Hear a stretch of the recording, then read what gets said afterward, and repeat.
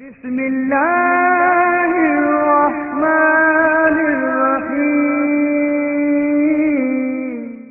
اللهم صل على محمد يا رب صل عليه وسلم اللهم صل على محمد يا رب صل عليه وسلم اللهم صل على محمد يا رب صل عليه وسلم وجه دنيانا لذاك.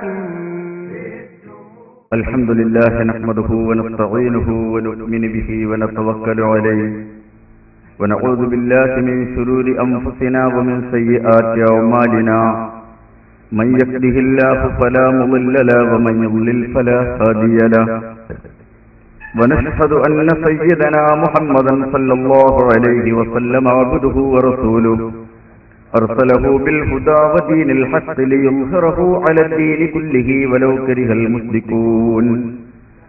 أما بعد فإن خير الحديث كتاب الله وخير الهدي هدي محمد صلى الله عليه وسلم وشر الأمور محدثاتها وكل محدثة بدعة وكل بدعة ضلالة وكل ضلالة في النار. إن أريد إلا الإصلاح ما استطعت وما توفيقي إلا بالله عليه توكلت وإليه أنيب. اللهم رب اشرح لي صدري ويسر لي أمري واحلل عقدة من لساني يفقهوا قولي. ആദരണീയരായ അധ്യക്ഷരെ, ബഹുമാന്യരായ സാദാത്തുക്കളെ, മഹാത്മാക്കളായ പണ്ഡിതവര്യന്മാരെ, പ്രിയപ്പെട്ട കാരണവന്മാരെ, സഹോദരങ്ങളെ, സഹോദരിമാരെ, അല്ലാഹുവിന്റെ അനുഗ്രഹം കൊണ്ട് മനോഹരമായ, ആകർഷകമായ, പ്രശാന്തമായ ഒരു പള്ളി ഉദ്ഘാടനം ചെയ്ത് അതിന്റെ ധന്യമായ പശ്ചാത്തലത്തിൽ നിന്നുകൊണ്ടാണ് ഈ വിശുദ്ധമായ മജ്‌ലിസിൽ ഞാൻ നിങ്ങളോട് സംസാരിക്കുന്നത്. ഈ പ്രദേശത്തുള്ള നിങ്ങൾക്ക് ഒരുപക്ഷെ നിങ്ങളുടെ ജീവിതത്തിൽ ഏറ്റവും സന്തുഷ്ടമായ ഒരു ദിവസമായിരിക്കും ഇത്. കാരണം ഒരു വിശ്വാസിയെ സംബന്ധിച്ചിടത്തോളം അവന്റെ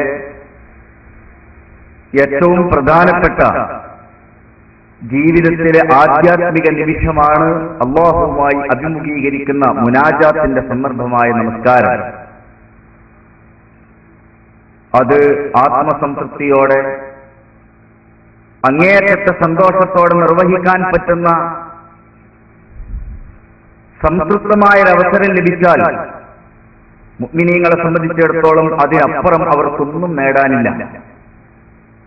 സ്വന്തമായ ഭവനമില്ലെങ്കിൽ പോലും, ആഹാരം കഴിച്ചിട്ടില്ലെങ്കിൽ പോലും അവർക്ക് പ്രധാനം, വിശ്വാസികൾക്ക് പ്രധാനം ഇബാദത്തുകളാണ്, അല്ലാഹുവിന്റെ മുന്നിൽ തലകുനിക്കലാണ്.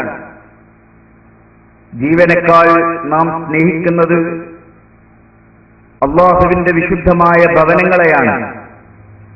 അതുകൊണ്ട് നമുക്ക് അഭിമാനത്തോടെ തല ഉയർത്തി നിൽക്കുന്ന അല്ലാഹുവിന്റെ ഒരു വിശുദ്ധ ഭവനം സമ്മാനിക്കപ്പെട്ടിരിക്കെ മുഅ്മിനീങ്ങൾക്ക് സന്തോഷിക്കാതിരിക്കാനാവില്ല, ആഹ്ലാദിക്കാതിരിക്കാനാവില്ല. ആ ആഹ്ലാദത്തിന്റെ ശുഭമുഹൂർത്തത്തിലാണ് നിങ്ങളൊക്കെ ഉള്ളത്.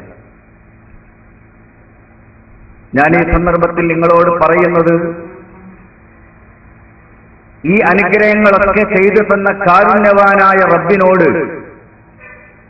നമുക്കുള്ള കടപ്പാടുകളെ കുറിച്ചാണ്. ആ കടപ്പാടുകളിൽ നിന്നും, ധാർമ്മികമായ ഉത്തരവാദിത്വങ്ങളിൽ നിന്നും അറിഞ്ഞോ അറിയാതെയോ നാം വ്യതിചലിച്ചു പോകുന്നതിനെ കുറിച്ചാണ്. ദീനിന്റെ സന്ദേശം തന്നെ സുവിശേഷങ്ങളും മുന്നറിയിപ്പുകളുമാണല്ലോ. മഹാനായ മുഹമ്മദുർ റസൂലുള്ളാഹി സല്ലല്ലാഹു അലൈഹി വസല്ലം തങ്ങളെ അല്ലാഹു അയച്ചിട്ടുള്ളത് തന്നെ ബശീറൻ വ നദീറ. ബശീറൻ വ നദീറ, നിങ്ങൾക്ക് ആഹ്ലാദിക്കാനുള്ള എമ്പാടും സന്തോഷ വാർത്തകൾ റസൂലുള്ളാഹി സ്വല്ലല്ലാഹു അലൈഹി വസല്ലം തങ്ങളുടെ വചനങ്ങളിലുണ്ട്. നാം ചെയ്യുന്ന പുണ്യകർമ്മങ്ങളെക്കുറിച്ചുള്ള പ്രശംസകളുണ്ട്. അതിന് ലഭ്യമാകുന്ന അല്ലാഹുവിലുള്ള ഉദാത്തമായ പ്രതിഫലങ്ങളുണ്ട്. ഇതൊക്കെ അല്ലാഹുവിന്റെ റസൂല് പറയുമ്പോഴും അതിന്റെ കൂടെ എപ്പോഴും അല്ലാഹുവിന്റെ റസൂൽ ഒരു നദീറായിരിക്കും, ഭയാനകമായ ഒരു ഭാവിയെക്കുറിച്ചുള്ള മുന്നറിയിപ്പുകാരനായിരിക്കും. കാരണം ജീവിതത്തിന്റെ രണ്ട് വശങ്ങളുണ്ട്. ഏതൊരു മനുഷ്യനിലും അല്ലാഹു സുബ്ഹാനഹു വ തആല അവന് മാർഗദർശനം നൽകാനും അവന് കാവലേകാനും ഒരു മലക്കിനെ നിയോഗിക്കും. അതോടൊപ്പം തന്നെ അവനിൽ സ്വാധീനം ചെലുത്താവുന്ന ഒരു പിശാചിന്റെ സാന്നിധ്യവും അവനുണ്ടാവും. ലമ്മത്തും മിനൽ മലക് വലമ്മത്തും മിനൽ ശൈത്താൻ. മലക്കിന്റെ ഭാഗത്തു നിന്നുള്ള സന്ദേശങ്ങൾക്ക് ആര് ചെവി കൊടുക്കുന്നുവോ, അവരുടെ ഹൃദയം കൂടുതൽ അതിലേക്ക് തിരിയുന്നുവോ, അവർ സുവിശേഷം സ്വീകരിക്കുന്ന സന്മാർഗികളായിരിക്കും. നേരെ മറിച്ച് പൈശാചികമായ സമ്മർദ്ദങ്ങൾക്ക് കൂടുതൽ വഴങ്ങിപ്പോയാൽ നാം അല്ലാഹു ചെയ്തു എന്ന എല്ലാ കാരുണ്യങ്ങൾക്കും നന്ദി കെട്ടവരായി പോകും. ജീവിതത്തിന്റെ ഈ രണ്ട് വശങ്ങളെക്കുറിച്ചും എപ്പോഴും നമുക്ക് ധാരണ ഉണ്ടായിരിക്കണം. നാം ഒരുപാട് സൽക്കർമ്മങ്ങൾ ചെയ്യുന്നുണ്ട്, അല്ലാഹു തആല സ്വീകരിക്കുമാറാവട്ടെ. ഇബാദത്തുകൾ ചെയ്യുന്നുണ്ട്.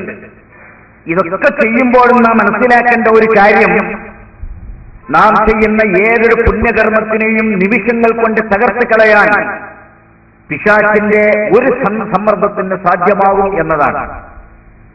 ഒരു നിമിഷം മതിയാവും അതിന്. എത്രയോ അധ്വാനിച്ച് കെട്ടിപ്പൊക്കിയ ഒരു കെട്ടിടം തകർന്നു പോകാൻ എത്ര സമയമെടുക്കും? ഒരു പ്രകമ്പനം ഉണ്ടായാൽ, ഒരു റിക്ടർ സ്കെയിലിൽ 6 or 7 പോയിന്റ് രേഖപ്പെടുത്തുന്ന ഒരു ഭൂകമ്പം ഉണ്ടായാൽ 25 നിലയുള്ള ഒരു കെട്ടിടം അരമിനിറ്റ് കൊണ്ട് നിലംപൊത്തും. 20 or 22 സെക്കൻഡുകൾ കൊണ്ട് നിലംപൊത്തും, തകർന്ന് തരിപ്പണമായി പോകും. ആ കെട്ടിടം 1 മിനിറ്റ് കൊണ്ടോ 2 മിനിറ്റ് കൊണ്ടോ ഉണ്ടാക്കിയതല്ല. എത്രയോ വർഷങ്ങളുടെ അധ്വാനങ്ങൾ കൊണ്ട്, പണച്ചെലവ് കൊണ്ട്, എത്രയോ തൊഴിൽ ജനങ്ങളുടെ ദിവസങ്ങൾ ഉപയോഗിച്ചുകൊണ്ട് നിർമ്മിച്ചുണ്ടാക്കിയ ആ ഗംഭീരമായ സൗധം തകരാൻ അധിക സമയമൊന്നും ആവശ്യമുണ്ടാവില്ല. കെട്ടിപ്പൊക്കാനാണ് സമയാവുന്നുള്ളൂ. ഇതുപോലെ നാം എത്രയോ ഇബാദത്തുകൾ ചെയ്യുന്നുണ്ട്. ആ ഇബാദത്തുകളെ സൂക്ഷിച്ചു വെക്കാൻ, അല്ലാഹുവിന്റെ സന്നിധിയിൽ നാം ഒരുമിച്ച് കൂട്ടപ്പെടുന്ന സമയത്ത് നഷ്ടപ്പെട്ടു പോകാത്ത സൽക്കർമ്മങ്ങളായി സൂക്ഷിച്ചു വെക്കാൻ, നമുക്ക് പൈശാചികമായ എല്ലാ സമ്മർദ്ദങ്ങളിൽ നിന്നും മാറി നിൽക്കാൻ കഴിഞ്ഞിരിക്കണം. അതുകൊണ്ട് നാം ഇബാദത്തുകളെ പഠിക്കാനും ഇബാദത്തുകൾ ചെയ്യാനും എത്രമാത്രം താല്പര്യവും ഔത്സുക്യവും കാണിക്കുന്നുവോ, എത്രമാത്രം അതിനു വേണ്ടി സമയം ചെലവഴിക്കുന്നുവോ, അതേപോലെ പൈശാചികമായ എന്തൊക്കെ സാമൂഹ്യ തിന്മകൾ നമ്മിൽ സംഭവിച്ചേക്കാം എന്നതിനെ കുറിച്ചും നാം ബോധവാന്മാരായിരിക്കണം. അത് രണ്ടുമുണ്ടാകുമ്പോൾ നമുക്കത് ഒന്നിച്ചു പോകാൻ കഴിയും. അപ്പൊ തിന്മകളിൽ നിന്ന് കാവൽ നേടാനും കഴിയും, നന്മകളെ വർദ്ധിപ്പിക്കാനും കഴിയും. ഇല്ലാതിരുന്നാൽ നന്മ ചെയ്യും, പക്ഷേ ആ നന്മകൾ നഷ്ടപ്പെട്ടു പോകാനും ഇടയുണ്ട്. ഇവിടെ അല്ലാഹു സുബ്ഹാനഹു വ തആല നമുക്ക് ഇബാദത്ത് ചെയ്യാനുള്ള എല്ലാ സൗകര്യങ്ങളും ഒരുക്കി തന്നിട്ടുണ്ട് ഈ ദുനിയാവിൽ. നിങ്ങൾ ആലോചിച്ചു നോക്കുക, അല്ലാഹു തആല നമുക്ക് ചെയ്തു തന്ന അനുഗ്രഹം. ഇന്ന് പ്രത്യേകിച്ച് സമ്പൽ സമൃദ്ധി അല്ലാഹു തആല നമുക്ക് തന്നിട്ടുണ്ട്. കാലഘട്ടത്തിന് അനുസൃതമായ ജീവിതത്തിന്റെ വിഭവങ്ങൾ അല്ലാഹു തആല നമുക്ക് തന്നിട്ടുണ്ട്. ആരോഗ്യം അല്ലാഹു തആല നമുക്ക് തന്നിട്ടുണ്ട്. വിദ്യാഭ്യാസം തന്നിട്ടുണ്ട്. നമുക്ക് അല്ലാഹു തആല സന്തുഷ്ടമായ മക്കളെയും കുടുംബങ്ങളെയും അല്ലാഹു തആല തന്നിട്ടുണ്ട്. എന്താണ് നമുക്ക് ഇതിനപ്പുറം ആവശ്യമുള്ളത്? ഒരു മനുഷ്യന് ഇഹലോകത്ത് ലഭ്യമാകുന്നതെല്ലാം അല്ലാഹു തആല നമുക്ക് തന്നിട്ടില്ലേ? ഈ അനുഗ്രഹങ്ങൾ മുഴുവനും അല്ലാഹു തആല നമുക്ക് ചെയ്തു തന്ന സൗകര്യങ്ങളും തന്നു. ആ അനുഗ്രഹങ്ങൾ ഏറെക്കുറെ നമുക്ക് ഉപയോഗപ്പെടുത്തുന്നു. ഇപ്പൊ പ്രത്യേകിച്ച് ധാരാളം ഉത്ബോധനങ്ങളും സതുപദേശങ്ങളും ഉണ്ടായതുകൊണ്ട് എത്രയോ വർഷങ്ങളായി മഹാജ്ഞാനികളായ പണ്ഡിതർ നിരന്തരം ജനങ്ങളോട് മാർഗദർശികളായി ഉപദേശിച്ചതുകൊണ്ട് ഇബാദത്തിന്റെ കാര്യങ്ങളിലൊക്കെ ആളുകൾ വളരെ താല്പര്യമുള്ളവരാണ്. നിസ്കരിക്കാത്ത ആളുകളൊന്നും മുസ്ലിം സമൂഹത്തിൽ കാണൽ വളരെ കുറവാണ്. പഴയ കാലത്തൊക്കെ, നമ്മുടെ കുട്ടിക്കാലത്തൊക്കെ ധാരാളം ആളുകൾ മഹല്ലിൽ നിസ്കരിക്കാത്ത ആളുകൾ ഉണ്ടാവും. ഇന്ന് അങ്ങനത്തെ ആളുകളെ ചെറുപ്പക്കാരിൽ വരെ, ചെറിയ കുട്ടികളിൽ വരെ നിസ്കരിക്കാത്തവരെ കാണുക വളരെ അപൂർവമാണ്. ഏത് പള്ളിയിൽ ചെന്ന് നോക്കിയാൽ, ഏത് സ്ഥാപനങ്ങളുടെ, വിദ്യാഭ്യാസ സ്ഥാപനങ്ങളുടെ, കോളേജുകളടക്ക മുന്നിലുള്ള പള്ളികളിൽ ചെന്ന് നോക്കിയാലും ജമാഅത്തിന്റെ ടൈമിൽ വിദ്യാർത്ഥികളും ചെറുപ്പക്കാരും കുട്ടികളും നിറയുന്നുണ്ട്. നഗരങ്ങളിലെ പള്ളികളിലൊക്കെ, അവിടെ തൊഴിലെടുക്കുന്ന കടകളിലൊക്കെ ജോലി ചെയ്യുന്ന ചെറുപ്പക്കാർ മുഴുവനും ബാങ്ക് കേട്ടാൽ പള്ളിയിൽ നിസ്കരിക്കാൻ വരുന്നുണ്ട്. അപ്പൊ ഇബാദത്തിന്റെ കാര്യത്തിൽ ഒരു താല്പര്യം, നിരന്തരമായ ഉത്ബോധനങ്ങൾ കൊണ്ടാണ് ഏത് കാര്യം അങ്ങനെയുള്ളൂ. ആളുകൾ എത്രമാത്രം നാം ഉത്ബോധിപ്പിക്കുന്നുവോ അത്രയും അത് ജനങ്ങളിൽ സ്വാഭാവികമായ പരിവർത്തനം സൃഷ്ടിക്കും. അപ്പൊ ധാരാളം നിസ്കരിക്കുന്ന ആളുകളിൽ റമളാനും അങ്ങനെയൊക്കെ തന്നെയാണ്. ആളുകൾ നന്നായിട്ട് റമളാനിനെ ആസ്വദിക്കുന്നവരാണ്. പഴയ മാതിരിയൊന്നുമല്ല. നഗരപ്രദേശങ്ങളിലൊക്കെ പണ്ട് നോമ്പ് നോൽക്കുന്നവരാണ് അധികവും. ഗ്രാമങ്ങളിലൊക്കെ നോമ്പ് നോൽക്കാത്തവരുണ്ടായിരുന്നു പണ്ട്. ഞങ്ങളുടെ നാടകം ഗ്രാമപ്രദേശമാണ് പണ്ടൊക്കെ. ഇപ്പോഴാണ് കേരളം മൊത്തത്തിൽ നഗരമായി പോയത്. അന്ന് നോമ്പ് നോൽക്കാത്ത ആളുകളെ കാണും. പക്ഷെ ഇന്നതില്ല. നോമ്പനുഷ്ഠിക്കാത്ത ആളുകളെ കാണൽ തന്നെ അപൂർവമാണ്. റമളാൻ വരുന്നത് തന്നെ വലിയൊരു ആഹ്ലാദത്തോടെ, എന്തോ ഒരു ജീവിതത്തിലെ ചേഞ്ചായി, ഒരു മാറ്റമായി നാം സ്വീകരിക്കുന്ന ഒരു സാമൂഹിക അവസ്ഥയാണ് ഇന്നുള്ളത്. നഗരങ്ങളിൽ പണ്ട് കോഴിക്കോട് നഗരമൊക്കെ ആദ്യ റമളാൻ വരുമ്പോൾ വലിയ ഒരു ആഘോഷം പോലെ സ്വീകരിക്കുന്ന പ്രദേശമാണ്. തറാവീഹ് നമസ്കാരങ്ങൾ, അതുപോലെ ഇഅ്തികാഫ്, ധാരാളം ആളുകൾ ഇഅ്തികാഫിക്കുന്ന പള്ളികളൊക്കെ ടൗണിൽ കുറ്റിച്ചുറയിലും മുസ്ലിംദിയിലൊക്കെ പണ്ടേ ഉണ്ട്. അപ്പൊ അതിലൊക്കെ വലിയ താല്പര്യമുള്ളവരെയാണ്. ഇബാദത്തിന്റെ കാര്യത്തിൽ നമ്മൾ ഉത്സുകരാണ്. പക്ഷേ ഇതൊക്കെ നമ്മുടെ ജീവിതത്തിന്റെ ഒരു പാർട്ടാണ്, ഒരു ഭാഗം മാത്രമാണ് നമ്മൾ മനസ്സിലാക്കുക. അല്ലാഹു തആല ചെയ്തു തന്ന ഈ അനുഗ്രഹങ്ങൾ ഇബാദത്തുകൾക്ക് വേണ്ടി ഉപയോഗിക്കുമ്പോൾ തന്നെയും ആ അനുഗ്രഹങ്ങളെ നമ്മുടെ ദൈനംദിന ജീവിതത്തിൽ എത്രമാത്രം നാം അല്ലാഹുവിന്റെ വിധിവിലക്കുകൾ അനുസരിക്കുന്നവരായി ഉപയോഗപ്പെടുത്തുന്നു എന്നുകൂടി നമ്മൾ ആലോചിക്കണം. അത് ജീവിതത്തിന്റെ മറുവശമല്ല.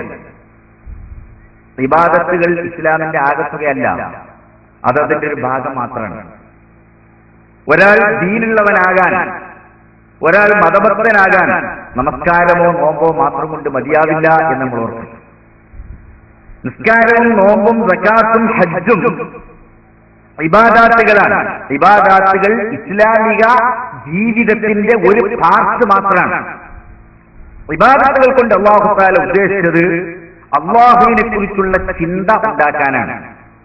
അല്ലാതെ നിങ്ങൾ നിസ്കരിച്ചു കഴിഞ്ഞാൽ അല്ലാഹുവിനോടുള്ള കടപ്പാടുകളൊക്കെ വീടി ഇനി നമ്മുടെ ജീവിതം എങ്ങനെയായിരുന്നാലും തരക്കേടില്ല എന്ന് നിങ്ങൾ തെറ്റിദ്ധരിച്ചു പോകരുത്.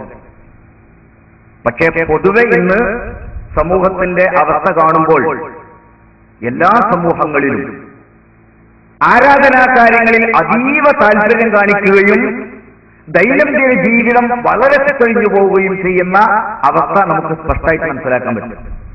ഇത് മുസ്ലിം സമുദായത്തിൽ മാത്രമല്ല, എല്ലാ സമൂഹത്തിലും അങ്ങനെ തന്നെയാണ്. മറ്റു മതങ്ങളിലൊക്കെ ആരാധനാ കാര്യങ്ങളൊക്കെ വർദ്ധിച്ചിട്ടില്ലേ? അവരുടെ ആരാധനാ കേന്ദ്രങ്ങൾ വളരെ പ്രൗഢമായിട്ടുണ്ടാകുന്നില്ലേ?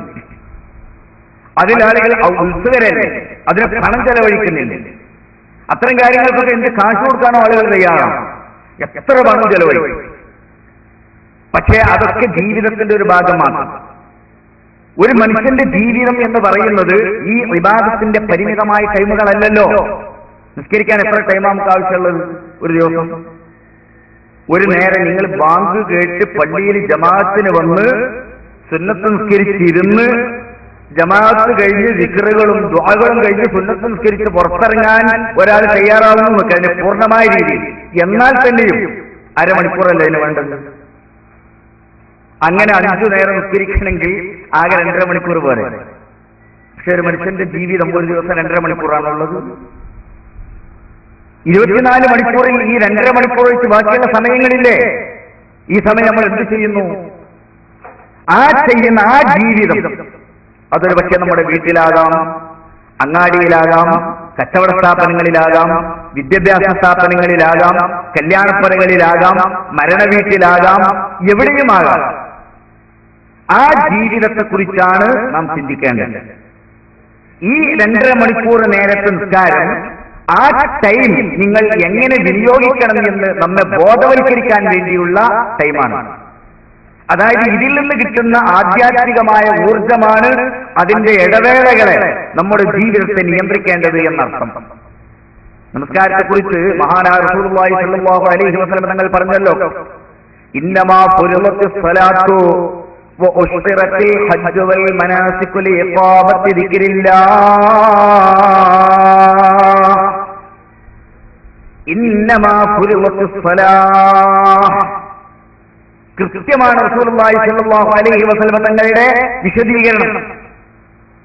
നിശ്ചയം ഇന്നമാ ഫുരിളത്തിസ് സ്വലാഹ്, നമസ്കാരം ഫർളാക്കപ്പെട്ടിട്ടുള്ളത്, വഉശ്റിറത്തിൽ ഹജ്ജു വൽ മനാസിക്, ഹജ്ജും അതിന്റെ കർമ്മങ്ങളും, മനാസിക്കുകൾ ഹജ്ജിന്റെ അനുഷ്ഠാനങ്ങളുണ്ടല്ലോ, ആ അനുഷ്ഠാനങ്ങളും നിങ്ങൾക്ക് പഠിപ്പിക്കപ്പെട്ടതും എന്തിനു വേണ്ടിയാണ്? ലിഇഖാമത്തി ദിക്രില്ലാഹ്, അല്ലാഹ് എന്നുള്ള ചിന്ത, അല്ലാഹുവിനെ കുറിച്ചുള്ള ഓർമ്മ. ഇഖാമത്ത് പറഞ്ഞാൽ നിലനിർത്തുക, അത് നിലനിർത്താൻ വേണ്ടിയാണ്. അല്ലാഹുവിനെ കുറിച്ചുള്ള ഓർമ്മ നിങ്ങളിൽ നിലനിർത്താനാണ്. കാരണം ഞാനീ പറഞ്ഞ ബാക്കിയുള്ള ടൈമിൽ അത്രയും ഈ 2.5 മണിക്കൂർ ഒഴിച്ച് ബാക്കിയുള്ള സമയങ്ങളിൽ അവന്റെ ജീവിതം അല്ലാഹുവിനെ കുറിച്ച് ചിന്തിക്കുന്ന, അല്ലാഹുവിനെ ഭയപ്പെടുന്ന, അല്ലാഹുവിനെ സൂക്ഷിക്കുന്ന ജീവിതം ആകാൻ അല്ലാഹു തആല നൽകിയ ഒരു അവസരമാണ് നിസ്കാരം. അപ്പൊ നിസ്കാരം കൊണ്ട് ബാക്കി ടൈം ക്ലിയർ ആയിരിക്കണം. അല്ലാതെ നിസ്കാരമാണ് ആകപ്പാടെ വേണ്ടത്, അത് ചെയ്തു കഴിഞ്ഞു, അത് പള്ളിയിൽ നിന്ന് ഇറങ്ങിക്കഴിഞ്ഞാൽ പിന്നെ കുഴപ്പമില്ല, ഇതുവരെ ചെയ്ത ദോഷങ്ങളൊക്കെ പുറത്തു കഴിഞ്ഞു, ഇനിയിപ്പോ എന്തായിരുന്നാലും പ്രശ്നമില്ല, നിസ്കാരം ഇനി വരാനുണ്ടല്ലോ എന്ന് ചിന്തിക്കാനല്ലാതെ ഇതുകൊണ്ട് ബാക്കിയുള്ള ടൈം കൃത്യമായിരിക്കണം, ക്ലിയർ ആയിരിക്കണം. ആ സമയത്ത് അല്ലാഹുവിനെ ഓർമ്മിക്കാൻ കഴിയണം. അപ്പൊ ഇത് ശരിക്കും പറഞ്ഞാൽ എന്താ പറയാ, ഒരു ഊർജം നൽകുന്ന, ഒരു റീചാർജ് ചെയ്യാനൊക്കെ പറയുന്നത് അല്ലേ? നിസ്കാരം റീചാർജ് ചെയ്യാനുള്ളത്, നമ്മളെ കൽബുകൾക്ക് റീചാർജ് നൽകാനുള്ളതാണ്. അത് കുറച്ചാകുമ്പോൾ ഇങ്ങനെ അതിന്റെ ബാറ്ററി വീക്കാവും. ഒരു 3-4 മണിക്കൂറൊക്കെ അങ്ങാടിയിൽ ചെലവഴിച്ചാലേ അപ്പൊ ഒന്നെടുത്ത് പള്ളിയിൽ കയറി വന്ന് അത് രണ്ടാമത് ചാർജ് ചെയ്യണം. അല്ലാതിരുന്നാൽ ഈ തെരുവുകൾ നിങ്ങളെ ചതിക്കും, അങ്ങാടികൾ നിങ്ങളെ വഞ്ചിക്കും, നിങ്ങളുടെ കച്ചവട സ്ഥാപനങ്ങൾ നിങ്ങളെ വഞ്ചിക്കും, പണത്തിനോടുള്ള ത്വര നിങ്ങളെ വഞ്ചിക്കുക തന്നെ ചെയ്യും. അതിന്റെ മുന്നിലാണ് നിങ്ങൾ ജീവിക്കുന്നത്. ഭൗതിക ലോകത്തിന്റെ സകലമാന സുഖാഡംബരങ്ങളുടെയും മധ്യയാണ് നിങ്ങൾ ജീവിക്കുന്നത്. പണത്തിന് വേണ്ടി എന്തും ചെയ്യുന്ന ഒരു സമൂഹത്തിലാണ് നിങ്ങൾ ജീവിക്കുന്നത്. ഇഹലോകത്തിന്റെ എല്ലാ തിന്മകളുടെയും മധ്യയാണ് നിങ്ങളുടെ വീടുകളും നിങ്ങളുടെ അങ്ങാടികളും നിങ്ങളുടെ സാമൂഹ്യ ബന്ധങ്ങളും മുഴുവൻ. ഒരു കാലത്ത് അങ്ങാടികളിൽ മാത്രം, നഗരങ്ങളിൽ മാത്രം ഉണ്ടായിരുന്ന വിനോദ കേന്ദ്രങ്ങൾ, അന്ന് ആ വിനോദ കേന്ദ്രങ്ങളിൽ ഒരു തിയേറ്ററിൽ ഒരു ചെറുപ്പക്കാരൻ പോയാൽ ആളുകൾ അറിയുമത്. ഓ, അവൻ തിയേറ്ററിൽ പോകാറുണ്ട്, അതൊരു അപമാനമായിട്ട് കാണും അല്ലേ? പിന്നെ വീട്ടിൽ വന്നാൽ ബാപ്പ ചോദ്യം ചെയ്യും, അല്ലെ ഉമ്മ ചോദ്യം ചെയ്യും, ചിലപ്പോൾ അടി കിട്ടിയെന്ന് വരും. പക്ഷെ ആ തിയേറ്ററുകൾ ഒന്നായിട്ട് വീട്ടിലേക്ക് വന്ന് നാം ഹോം തിയേറ്ററുകൾ സ്ഥാപിച്ചൊരു കാലഘട്ടമാണ്. നമ്മുടെ വീടുകൾ തന്നെ തിയേറ്ററുകളാണ്. അപ്പൊ അത്രമാത്രം ഭൗതിക ലോകത്തിന്റെ സാമൂഹിക തിന്മകൾ വ്യാപകമായ നമ്മുടെ വീടിന്റെ അകത്തളങ്ങളിലേക്ക് പോലും കടന്നു വരുന്ന ഒരു സാമൂഹിക ജീവിതത്തിൽ സ്വാഭാവികമാണ് നാം അരമണിക്കൂർ കൊണ്ട് നേടിയെടുത്ത ഈമാൻ, അതിന്റെ ചൈതന്യം നഷ്ടപ്പെട്ട് അത് വീക്കായി പോകാൻ വളരെ എളുപ്പമാണ്. അവർ റീചാർജ് ചെയ്യേണ്ടി വരും. അങ്ങാടികളിൽ കച്ചവടത്തിന് പോയിരിക്കുന്ന ഒരു കടക്കാരൻ 2 മണിക്കൂർ കടയിലിരുന്നാൽ തീർച്ചയായിട്ടും അവന്റെ ഈമാൻ നഷ്ടപ്പെട്ടു പോകും. കാരണം എല്ലാം മറന്നിട്ട് അവൻ ലാഭത്തെക്കുറിച്ച് ചിന്തിക്കാൻ അവിടെ നിർബന്ധിതനാണ്. അവ ശരീരത്തുകളെ കുറിച്ച് ചിന്തിക്കാൻ പറ്റൂല. അവന്റെ മുന്നിലുള്ളത് കറണ്ടിന്റെ ബില്ലടക്കണം, കടന്റെ വാടക കൊടുക്കണം, ശമ്പളം കൊടുക്കണം. ഇതൊക്കെ ചെയ്തിട്ടുണ്ടെങ്കിൽ ലാഭം കിട്ടണ്ടേ? ചിലപ്പോൾ സത്യസന്ധമായി കച്ചവടം ചെയ്താൽ അത് കിട്ടിയില്ല എന്ന് വന്നാൽ അവന്റെ അപ്പുറത്തുള്ള ഇതേ കച്ചവടക്കാരെ ചെയ്യുന്ന അതേ കൃത്രിമങ്ങൾ കാണിക്കാൻ ഇവൻ നിർബന്ധിതനാവും. അവന്റെ ഈമാൻ വീക്കായി പോകില്ലേ? അപ്പൊ ഇത് വീക്കാകാതിരിക്കാൻ വേണ്ടിയാണ് അല്ലാഹു സുബ്ഹാനഹു വ തആല നിസ്കരിക്കാൻ പറഞ്ഞത്. ആ നിസ്കാരം കൊണ്ട് നിങ്ങൾക്ക് പിടിച്ചു നിൽക്കാൻ കഴിയണം. എന്ത് പ്രതിസന്ധികൾ വന്നാലും, എന്ത് പ്രയാസങ്ങൾ വന്നാലും, ശരി, നമ്മുടെ കാഴ്ചപ്പാടിൽ നിന്ന്, സത്യസന്ധതയിൽ നിന്ന്, വിശ്വാസത്തിൽ നിന്ന് വിട്ടുപോകാതിരിക്കാൻ ഇതിനു വേണ്ടിയാണ് അല്ലാഹു തആല നിസ്കാരം കൽപ്പിച്ചത് എന്നാണ് മഹാനായ റസൂലുള്ളാഹി സ്വല്ലല്ലാഹു അലൈഹി വസല്ലം തങ്ങൾ പറയുന്നത്. മഹാത്മാക്കളായ സഹാബിവര്യന്മാർ എത്രമാത്രം അവരുടെ ഹൃദയം കൊണ്ട് റസൂലുള്ളാഹി സ്വല്ലല്ലാഹു അലൈഹി വസല്ലം തങ്ങളുടെ ഉത്ബോധനങ്ങൾ അവർ ഏറ്റുവാങ്ങിയെന്ന് അവരുടെ ദരിദ്രപൂർണമായ ജീവിതം നമ്മെ പഠിപ്പിക്കുന്നുണ്ട്. കഷ്ടപ്പെട്ട ജീവിതം നമ്മെ പഠിപ്പിക്കുന്നുണ്ട്. ഞാനൊരു സംഭവം നിങ്ങൾക്ക് പറഞ്ഞു തരാം. മഹാനായ അലി ഇബ്നു അബീ ത്വാലിബ് റളിയല്ലാഹു തആല അൻഹു തങ്ങൾ ഉദ്ധരിക്കുകയാണ്, ഞാനൊരിക്കൽ അല്ലാഹുവിന്റെ ഹബീബായ റസൂലിന്റെ വീട്ടിൽ നിന്ന് പ്രഭാത സമയത്ത് പുറത്തിറങ്ങുകയാണ്. അല്ലാഹുവിന്റെ ഹബീബായ റസൂലിന്റെ വീട്, റസൂലുള്ളാഹിന്റെ വീട് എന്ന് പറഞ്ഞാൽ അലി ഇബ്നു അബീ ത്വാലിബിനെ സംബന്ധിച്ചിടത്തോളം അതേതാണ്? ആ വീട് ഏതാണ്? ഭാര്യ വീടല്ലേ? റസൂലുള്ളാഹിന്റെ പ്രിയപ്പെട്ട മകൾ സയ്യിദത്തുനാ ബീവി ഫാത്തിമത്തുൽ ബത്തൂൽ റളിയല്ലാഹു തആല അൻഹയെ കല്യാണം കഴിച്ച റസൂലുള്ളാഹിന്റെ ഹൃദയപുഷ്പമായ ഫാത്തിമയുടെ ഭർത്താവിന്റെ അലി ഇബ്നു അബീ ത്വാലിബ് റളിയല്ലാഹു അൻഹു ആ ഭാര്യ വീട്ടിൽ നിന്ന് ഇറങ്ങുന്ന കഥയാണ് ഈ പറയുന്നത്. അലി റളിയല്ലാഹു അൻഹു പറയുന്നു, നല്ല കൊടും തണുപ്പുള്ള രാത്രിയാണ്. മദീനയിലെ ഡിസംബർ, മദീനയിൽ പോയ ആളുകൾക്കൊക്കെ അറിയും. ഇപ്പൊ തന്നെ മദീനയിൽ ഏതാണ്ട് തണുപ്പായി തുടങ്ങി, നവംബറാണ്. ഡിസംബർ ജനുവരി വന്നാൽ മദീനയിലെ അസഖ്യമായ തണുപ്പ് എല്ലാവർക്കും അറിയാവുന്നതാണ്. ആ തണുപ്പിൽ വിറച്ചു പോകുന്ന തണുപ്പിൽ മഹാനായ അലി ഇബ്നു അബീ ത്വാലിബ് റളിയല്ലാഹു തആല തങ്ങൾ പറയുന്നു, ഞാൻ പുറത്തിറങ്ങാൻ പോവുകയാണ്. വിശന്നിട്ട് യാതൊരു നിർവാഹമില്ല. വിശപ്പിന്റെ കാഠിന്യം കൊണ്ട് വയറ് ഒട്ടിപ്പോയിട്ടുണ്ട്. നിങ്ങൾ ചോദിക്കും, രാവിലെ ഒന്നും കഴിച്ചിട്ടില്ലേ? അലി ഇബ്നു അബീ ത്വാലിബ് റളിയല്ലാഹു തആല തങ്ങൾ പറയുന്നു, അവിടെ എന്തെങ്കിലും വല്ലതും ആഹാരം കഴിക്കാനുണ്ടായിരുന്നുവെങ്കിൽ അവർക്ക് എനിക്കത് തരുമായിരുന്നു. ഒന്നും പറഞ്ഞു കേൾക്കാത്തതുകൊണ്ട് എനിക്ക് മനസ്സിലായി അവിടെ ഒന്നുമില്ല. ഭാര്യ വീട്ടിൽ നിന്ന് രാവിലെ ഇറങ്ങിപ്പോരാണ്. നിങ്ങൾ ഭാര്യ വീട്ടിൽ പോയിട്ട് രാവിലെ ഒന്നും കിട്ടാതെ ഇറങ്ങി പോന്നാൽ എങ്ങനെ ഉണ്ടാവും? എന്തൊക്കെ ഒരു പുതിയാപ്ലത്തിന് രാവിലെ കൊടുക്കേണ്ടി വരിക? ഒരു ചായയും 4 കോഴിമുട്ട പിഴിഞ്ഞതും കൊടുത്തുകൊണ്ടൊന്നും പ്രശ്നം ചെയ്യില്ല അല്ലേ? ഒരു പുതിയാപ്പള വീട്ടിൽ വന്നാൽ രാവിലെ ഇറങ്ങിപ്പോകുമ്പോഴേ അതിലെന്തെങ്കിലും കുറവ് വന്നാൽ, ഏതെങ്കിലും ഒരു അപ്പത്തിന് കമ്മി വന്നാൽ മതിയാവും നിങ്ങൾ പുതിയങ്ങാടിക്കാർ. മഹാനായ അലി ഇബ്നു അബീ ത്വാലിബ് റളിയല്ലാഹു തആല തങ്ങൾ പറയുന്നു, എന്തെങ്കിലും ആ വീട്ടിൽ ഉണ്ടായിരുന്നുവെങ്കിൽ അവൻ എനിക്ക് തരുമായിരുന്നു. യാതൊരു വർത്താനമില്ല. ആയിഷ ബീവിയാണ് അവിടെ ഉള്ളത്, ഒരു വിവരവുമില്ല. എന്തെങ്കിലും കഴിച്ചിട്ട് പോകാമെന്ന് പറയണ്ടേ? പറയാത്തതിൽ നിന്ന് മൂപ്പർ സ്വയം മനസ്സിലാക്കുകയാണ്, അല്ലാഹുവിന്റെ ഹബീബായ റസൂലിന്റെ വീട്ടിൽ വായിൽ വെച്ച് താഴെ ഇറക്കാൻ പറ്റിയ ഒരു സാധനമില്ല എന്ന് എനിക്ക് ബോധ്യമായി. അതുകൊണ്ട് ഞാൻ ഏതായിരുന്നാലും ഇറങ്ങിപ്പോവാൻ യാത്ര പറഞ്ഞിട്ട്. പക്ഷെ പുറത്തിറങ്ങാൻ കഴിയണ്ടേ? തണുപ്പുകൊണ്ട്. അസഹ്യമായ തണുപ്പിൽ പുറത്തിറങ്ങാൻ കഴിയാതെ ഞാൻ വീട്ടിന്റെ അകത്ത് പരതി നോക്കി. അപ്പൊ എനിക്ക് കിട്ടിയത് ഒരു ആടിന്റെ തോലാണ്. എവിടെ മൂലയിൽ കിടക്കുന്നുണ്ട്. ഞാനതെടുത്ത് കത്തി കൊണ്ട് അതിന്റെ മധ്യഭാഗത്ത് കീറിയിട്ട് അത് കഴുത്തിലൂടെ ഇട്ടു. ഇങ്ങനത്തെ ഒരു ഭാഗം മുന്നിൽ, ഒരു ഭാഗം പുറകിലും, കുറച്ച് അത്രയും ആശ്വാസമാവും. ഒരു ചെറിയ ഒരു ഹാഫ് സ്വെറ്ററൊക്കെ ഗുണം കിട്ടുമല്ലോ. എന്നിട്ട് അത് ഒരു കയറെടുത്തിട്ട് ഞാനിങ്ങനെ കെട്ടി അങ്ങനെ പുറത്തിറങ്ങി. വേറെ ഒന്നുമില്ല, ധരിക്കാനൊന്നുമില്ല. സാധാരണ ധരിക്കുന്നത് മുണ്ടുണ്ട്, അതിന്റെ പുറമെ തണുപ്പിനെ പ്രതിരോധിക്കാനുള്ള ഇതാണ്. അങ്ങനെ പള്ളിയിൽ ചെന്നു. മസ്ജിദുൻ നബവിയിൽ മഹാനായ ഹബീബുൽ മുസ്തഫ സല്ലല്ലാഹു അലൈഹി വസല്ലം തങ്ങൾ ഇരിക്കുന്നുണ്ട്. അന്നത്തെ മദീനയിലെ പള്ളി ഇന്നത്തെ മസ്ജിദുൻ നബവിയല്ല. ഇന്ന് ഡിസംബറിലോ ജനുവരിയിലോ മസ്ജിദുൻ നബവിയിൽ കടന്നു എന്നാൽ ഗേറ്റിന്റെ അകത്തേക്ക് പോയാൽ പിന്നെ നിങ്ങൾക്ക് തണുപ്പുണ്ടാവില്ല. ഏത് അസഹ്യമായ ചൂടിൽ ഓഗസ്റ്റിലെ 50 അല്ലെങ്കിൽ 48 ഡിഗ്രിയുള്ള ചൂടിൽ മദീനയിലെ പള്ളിയുടെ അകത്തേക്ക് ഇന്ന് കടന്നാൽ അത് കൂളറുള്ള, അത് അങ്ങ് ശീതീകരിച്ച പള്ളിയാണെന്ന് മദീനയിലെ പള്ളി. അന്നത്തെ മദീന പള്ളിക്ക് വാതിലുണ്ടായിരുന്നില്ല. അന്നത്തെ മദീന പള്ളി കയ്യുയർത്തിയാൽ തട്ടുന്ന ഉയരത്തിൽ മറ്റുള്ള പള്ളിയാണ്. മുകളിൽ ഈത്തപ്പനയോല വെറുതെ മുകളിൽ വിതറിയിട്ടതാണ്. സൂര്യൻ ഉദിച്ചാൽ സൂര്യപ്രകാശം താഴേക്ക് വീഴും, മഴ പെയ്താൽ മഴത്തുള്ളികളും താഴേക്ക് വീഴുന്ന പള്ളിയാണ് റസൂലുള്ളാഹിന്റെ മസ്ജിദുൻ നബവി. ആ മസ്ജിദുൻ നബവിയിലാണ് ഡിസംബറിന്റെ കൊടുംതണുപ്പിൽ മഹാനായ റസൂലുള്ളാഹി സ്വല്ലല്ലാഹു അലൈഹി വസല്ലം തങ്ങൾ ഇരിക്കുന്നു. അവിടുത്തെ സദസ്സിൽ തലയിൽ പക്ഷികൾ ഇരിക്കുന്നുണ്ടോ എന്ന് നമുക്ക് തോന്നിപ്പോകാവുന്ന വിധത്തിൽ നിശബ്ദരായി അവിടുത്തെ അനുചരന്മാരായ സ്വഹാബികൾ ഇരിക്കുകയാണ്.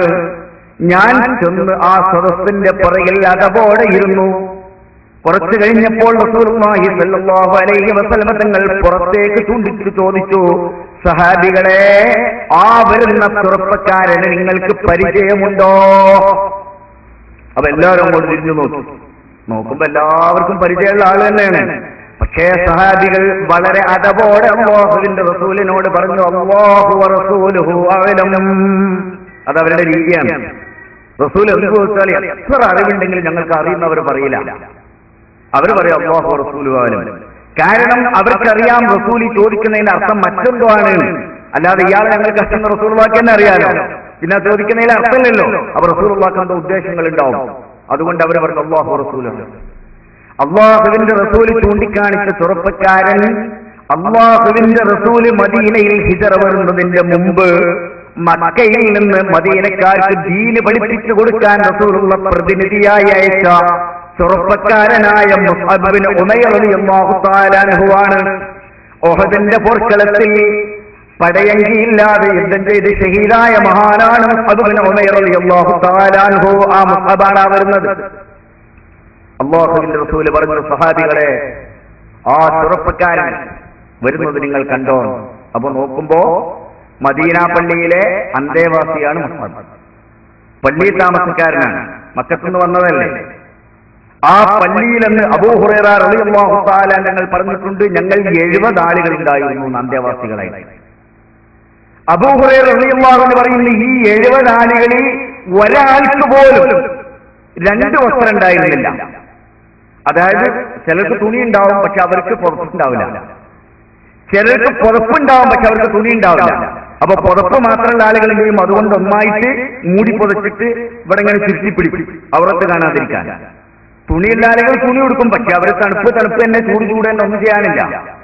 അല്ലാതെ 2 വസ്ത്രം ഉണ്ടായിരുന്നവർ ഞങ്ങളുടെ കൂട്ടത്തിൽ ഉണ്ടായിരുന്നില്ല. അങ്ങനെയുള്ള ദാരിദ്ര്യത്തിന്റെ ഒരു കാലഘട്ടമായിരുന്നു അത്. നിങ്ങളൊന്ന് ആലോചിച്ചു. നമ്മൾക്ക് തന്നെ ഓർമ്മയുണ്ട്, ഞങ്ങളൊക്കെ കിതാബ് ഓതുന്ന കാലത്ത് ഒരു ഓയിലിന്റെ കഷ്ണം തലി കെട്ടാൻ കിട്ടാൻ വേണ്ടിയിട്ട് അല്ലേ 60 സെന്റിമീറ്ററാണ് അന്ന് തലി കെട്ടുന്ന ഓയിലിന്റെ ഈ മാർക്കറ്റിൽ നിന്ന് കിട്ടുന്നത്. ചില്ലറ പൈസയുള്ളൂ, പക്ഷെ എന്നാൽ തന്നെ അത് കിട്ടാനുണ്ടാവില്ല. ഇന്ന് തലപ്പാവിനൊക്കെ നമുക്ക് വല്ല ക്ഷാമം കിട്ടും. ഏത് ഐറ്റം വേണമെങ്കിലും എത്ര വലിപ്പമുള്ളതും എത്ര ക്വാളിറ്റി ഉള്ളതും ഇന്ന് വല്ല ക്ഷാമം ഉണ്ടാകും. അന്നത്തെ കാലഘട്ടത്തിൽ തുണി എടുത്തിട്ടുണ്ടെങ്കിൽ മാർക്കറ്റിൽ നിന്ന് കിട്ടുന്ന വെള്ളത്തുണിയാണ്. അതിങ്ങനെ ചെലവിന് പോകുമ്പോൾ കുറെ കൊടുത്തിട്ട് വിയർപ്പിലും മുന്നിലും പൊട്ടിപ്പോകും, ചീന്തി പോകുന്നതായ. എന്നിട്ട് പിന്നെ അത് പള്ളിയിൽ വന്നാൽ തുന്നണം, പൂജെടുത്തിട്ട് സ്വയം തുന്നലാണ്. അപ്പൊ ഒരു കിതാബോധ കാലത്ത് തുണിയൊക്കെ നോക്കിയാൽ ഒരു 5-6 സ്ഥലത്ത് ഇങ്ങനെ കീറിയിട്ട് തുന്നി പോയിട്ടുണ്ടാവും. അങ്ങനെയൊക്കെ ഉണ്ടായിരുന്ന ഒരു കാലഘട്ടം ഉണ്ടായില്ല. ആ മദീനയിലെ കാലഘട്ടം മഹാനായ അബൂ ഹുറൈറ റളിയല്ലാഹു അൻഹു ഓർമ്മിക്കുകയാണ്. 2 വസ്ത്രം ഉണ്ടായിരുന്നവർ ഞങ്ങളുടെ കൂട്ടത്തിൽ ഉണ്ടായിരുന്നില്ല. മുസ്അബ് ബിൻ ഉമൈർ റളിയല്ലാഹു തആല ഞങ്ങൾ ഒരു തുണി മാത്രം എടുത്തിട്ട് ആ കൊടും തണുപ്പിൽ വിറയ്ക്കുന്ന തണുപ്പിൽ കാലിൽ ചെരുപ്പില്ലാതെ പള്ളിയിലേക്ക് ആ മരുഭൂമിയിലൂടെ നഗ്നപാതനായിട്ട് നടന്നു വരുന്നത് കണ്ടിട്ടാണ് അല്ലാഹുവിന്റെ റസൂൽ ചോദിച്ചത്, ആ ചെറുപ്പക്കാരൻ നിങ്ങൾക്കറിയുമോ എന്ന്. ജന്മനാൽ ദരിദ്രനായ ആളല്ല വരുന്നത്. ആ ചെറുപ്പക്കാരൻ മക്കയിലെ തെരുവുകളിലൂടെ രാജകുമാരനെ പോലെ നടക്കുന്നത് ഞാൻ കണ്ടിട്ടുണ്ട്. അല്ലാഹുവിന്റെ റസൂൽ പറയുകയാണ്, കാരണം അത് ഉമൈറിന്റെ മോനാണ്. ഉമൈർ മക്കയിലെ കോടീശ്വരന്മാരിൽ ഒരാളാണ്. ഉത്ബത്തിനെ പോലെ, ഉമയ്യത്തിനെ പോലെ, ഉഖബത്ത് ബിൻ അബീ മുഅയ്യിദിനെ പോലെ സമ്പന്നനായ മുശ്രിക്കുകളുടെ കൂട്ടത്തിൽ ജാഹിലിയ്യ കാലത്ത് ധനികനായ ഒരാളാണ് ഈ ഉമൈർ. ആ കോടീശ്വരനായ ഉമൈറിന്റെ മകനായിരുന്നു മുസ്അബ്. ഇസ്ലാം അല്ലാഹുവിന്റെ റസൂലിന്റെ സന്നിധിയിൽ വന്ന് സ്വീകരിച്ച ഒരേ ഒരു കാരണത്താൽ പ്രൗഢമായ തന്റെ വീട്ടിൽ നിന്ന്, കൊട്ടാരത്തിൽ നിന്ന് ഇറക്കി വിട്ടതാണ് ഉമൈർ മകനായ മുസ്അബിനെ. മുസ്അബ് ഇറങ്ങിപ്പോരുന്ന സമയത്ത് പിതാവ് പറഞ്ഞതാണ്, മുസ്അബ്, നീ ധരിച്ചിരിക്കുന്ന പട്ടുടയാടകൾ എന്റേതാണ്, നീ ധരിച്ചിരിക്കുന്ന മനോഹരമായ ചെരുപ്പ് എന്റേതാണ്. ശരിയാണ്, വാപ്പാന്റെ പണം കൊണ്ട് വാങ്ങിയതാണ്. അതാണ് അല്ലാഹുവിന്റെ ഹബീബായ റസൂൽ പറഞ്ഞത്, ഒരു കാലത്ത് മക്കയുടെ തെരുവുകളിൽ രാജകുമാരനായി നടന്ന ചെറുപ്പക്കാരനാണത്. മുസ്അബ് ധരിച്ചിരുന്ന പട്ടുടയാടകൾ ധരിക്കാൻ എന്ന മക്കയിൽ മറ്റൊരാൾക്ക് കഴിയുമായിരുന്നില്ല.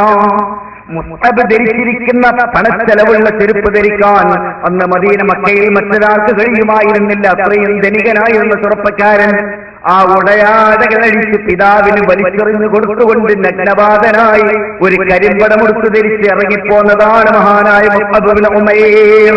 ആ മുസ്അബാണ് വരുന്നത്.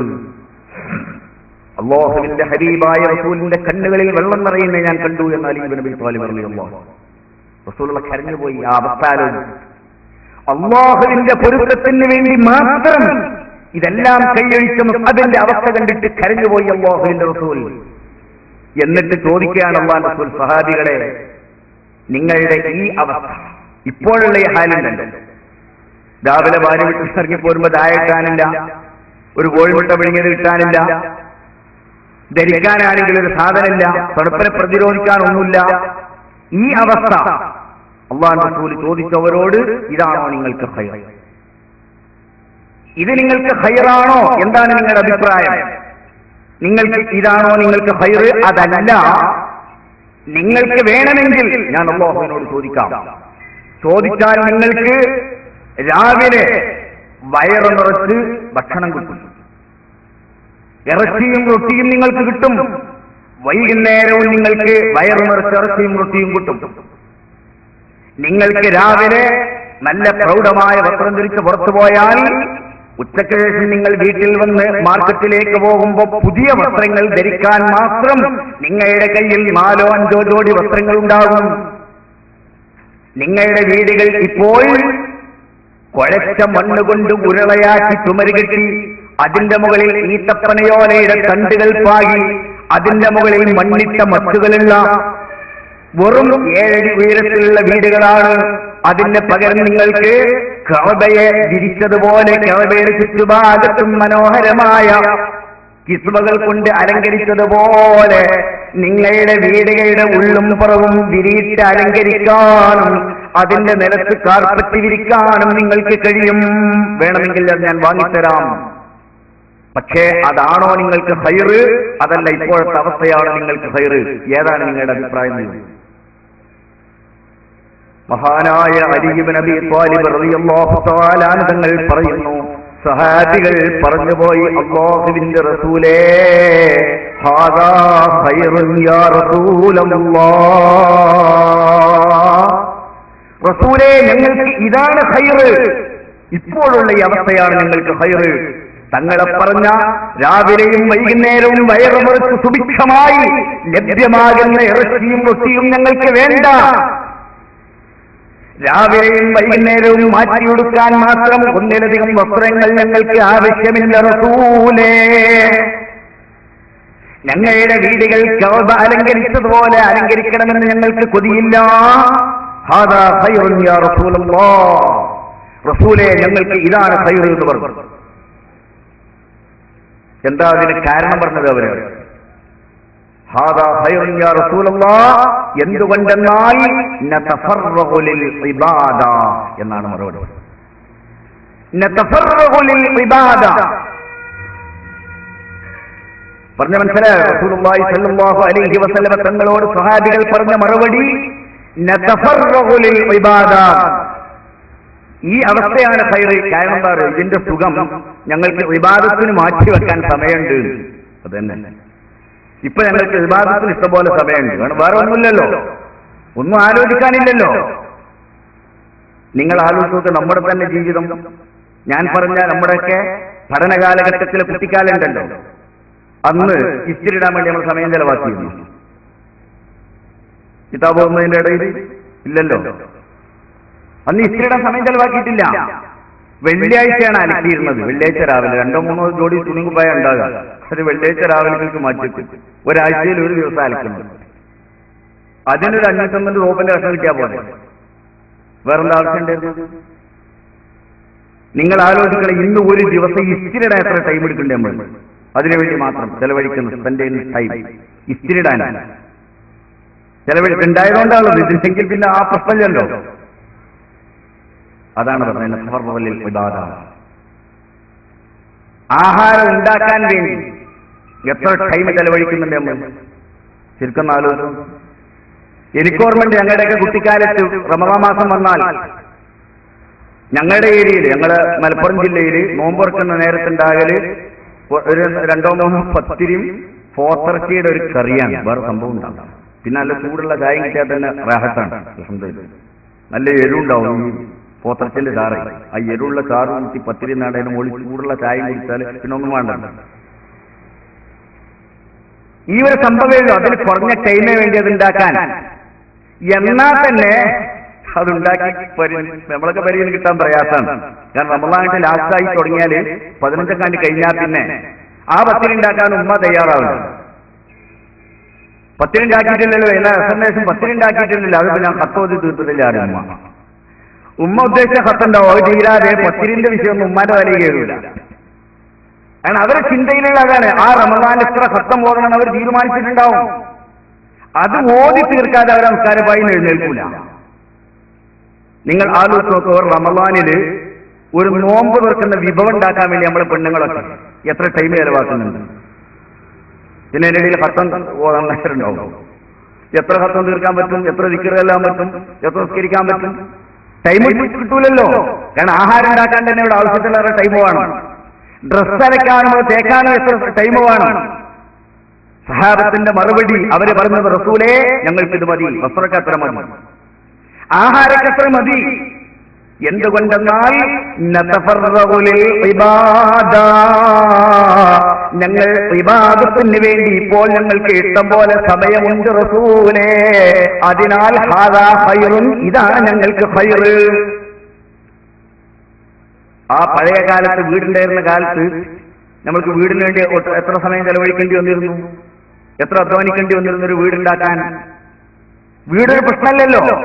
ഇന്ന് ഒരു വീടുണ്ടാക്കാൻ വേണ്ടി ഒരു മനുഷ്യൻ ആയുഷ്കാലം അധ്വാനിക്കാൻ, അവന്റെ ആയുസ് മുഴുവനും ചെലവഴിക്കുന്നത് വീടിനാണ്.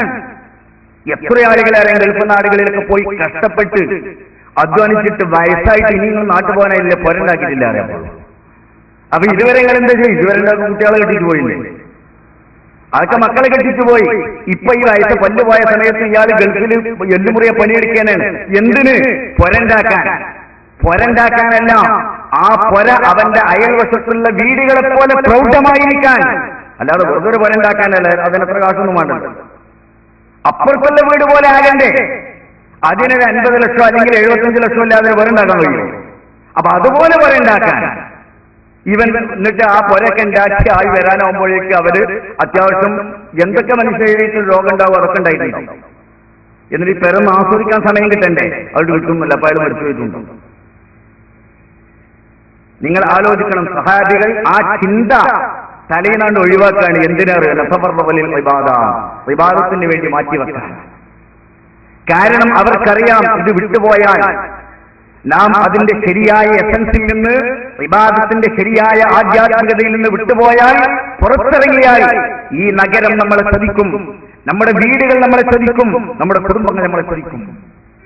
ഇല്ലേ? നിങ്ങൾ പറയൂ, എന്തിനാണ് ഈ ആളുകൾ ഇത്രയും കഷ്ടപ്പെടുന്നത്? എന്തിനാണ് അവർ വിഷമിക്കുന്നത്? ഒരു മനുഷ്യന് ഈ ദുനിയാവിൽ ജീവിക്കാൻ വേണ്ട ആഹാരം ലഭിക്കാനാണോ? അതിനുവേണ്ടിയാണോ ആളുകൾ കഷ്ടപ്പെടുന്നത്?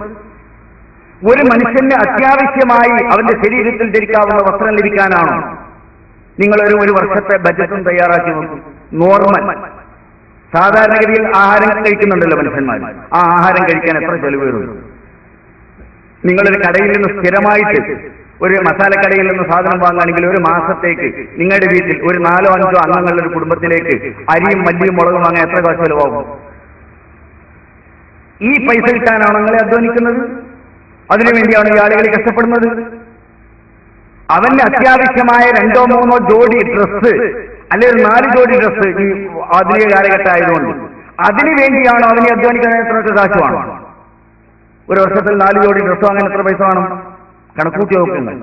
അതുമല്ല, ആളുകൾ അധ്വാനിക്കുന്നത് എന്തിനാണെന്ന് വെച്ചാൽ ചുറ്റുഭാഗത്തുമുള്ള ആളുകൾ ജീവിക്കുന്നത് പോലെ അവരെന്തൊക്കെ ചെയ്യുന്നോ അതൊക്കെ ചെയ്യാൻ, അവരെന്തൊക്കെ മാമൂലുകൾ ചെയ്യുന്നോ ആ മാമൂലുകൾ ചെയ്യാൻ, അവരെന്തൊക്കെ സാമൂഹികമായ തിന്മകൾ ചെയ്യുന്നോ ആ തിന്മകൾ ചെയ്യാൻ, അതിനുവേണ്ടി പണം ഉണ്ടാകാനാണ് ഈ അധ്വാനിക്കുന്നത്.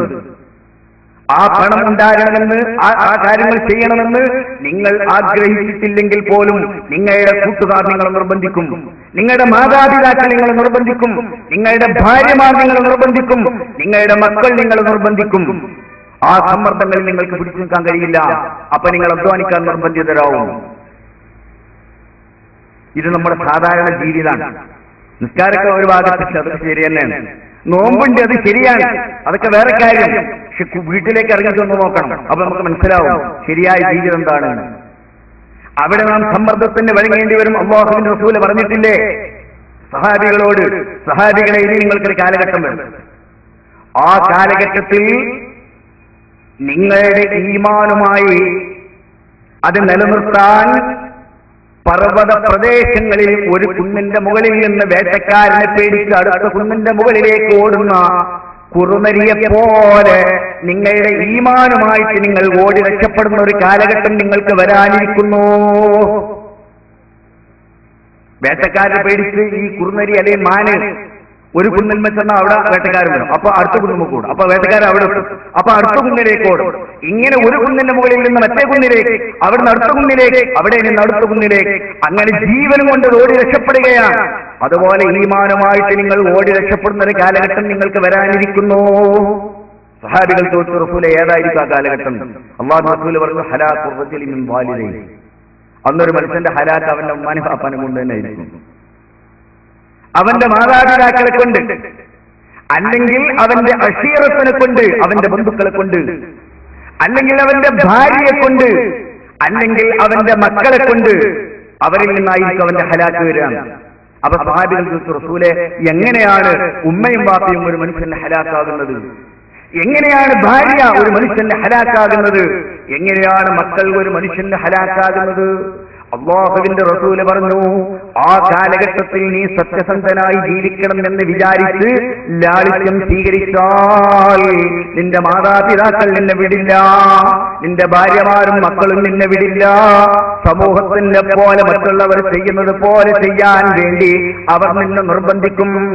അതിനുവേണ്ടി നീ അധ്വാനിച്ച് പണമുണ്ടാക്കി കൊടുക്കാതിരുന്നാൽ, അതിനു വേണ്ടി എന്ത് മാർഗവും നീ സ്വീകരിക്കാതിരുന്നാൽ അവരുടെ ഇടയിൽ നീ മാനം കെട്ടവനാകും. അവർ നിന്നെ ആക്ഷേപിക്കും. ബഖീൽ എന്ന് പറയും, പിശുക്കൻ എന്ന് പറയും, അല്ലെങ്കിൽ കയ്യയവില്ലാത്തവൻ എന്ന് പറയും, അല്ലെങ്കിൽ ഒന്നിനും കൊള്ളരുതാത്തവൻ എന്ന് നിന്നെ കുറിച്ചവർ പറയുന്ന ഒരു കാലഘട്ടം വരുമ്പോൾ അവരുടെ മാനം കാക്കാൻ വേണ്ടി നീതിയില്ലാതെ ഹലാല് ഹറാമില്ലാതെ നീ തെറ്റുകളിലേക്ക് വഴുതിപ്പോയി അവസാനം നരകം വാങ്ങുന്ന ഒരു കാലഘട്ടം നിനക്ക് വരാനിരിക്കുന്നു. മഹാനായ സയ്യിദുനാ റസൂലുള്ളാഹി സ്വല്ലല്ലാഹു അലൈഹി വസല്ലം, നിങ്ങൾ നിങ്ങളുടെ സ്വന്തം ജീവിതത്തെ കുറിച്ച് പരിശോധിക്കുക. അല്ലാഹുവിന്റെ റസൂൽ പറഞ്ഞ ഹഖൻ സത്യല്ലേ പറഞ്ഞത്? നിങ്ങൾ മറ്റുള്ളവരുടെ സമ്മർദ്ദത്തിന് വഴങ്ങിയിട്ട് പണം ഉണ്ടാക്കേണ്ടി വരൂലേ? ആവശ്യമുണ്ടായിട്ടാണോ നിങ്ങൾ ഈ പല കാര്യങ്ങളും ചെയ്യുന്നത്? ആവശ്യമുണ്ടായിട്ടല്ല, മക്കൾ നിങ്ങളെ നിർബന്ധിക്കും. ഇന്ന് നോക്കി, നിങ്ങൾ ഏതൊരു കോളേജിൽ പോകുന്ന, ഒരു സ്കൂളിൽ പോകുന്ന ഒരു വിദ്യാർത്ഥി ഒരു മൊബൈൽ അവന് വേണം. ബാപ്പാനെ നിർബന്ധിക്കാനവൻ, ബാപ്പാനോട് നേരിട്ട് പറയാൻ പറ്റൂല, ഉമ്മാനോട് പറയും. ഉമ്മ നിർബന്ധിക്കും, അവനൊരു മൊബൈൽ വാങ്ങിക്കൊടുക്കണം, പരീക്ഷയൊക്കെ പാസ്സായതല്ലേ, സമ്മാനം കൊടുക്കുകയാണ്. മൊബൈൽ വാങ്ങിക്കൊടുത്താൽ തന്നെ ഉമ്മാക്കറിയില്ല അതിൽ എന്തൊക്കെ ഫംഗ്ഷൻ ഉള്ളത്. അവ മോൻ പറയും ബ്ലൂടൂത്ത് വേണമെന്ന് പറയും. ബ്ലൂടൂത്ത് ഉള്ള മൊബൈൽ വാങ്ങിക്കൊടുക്കണം.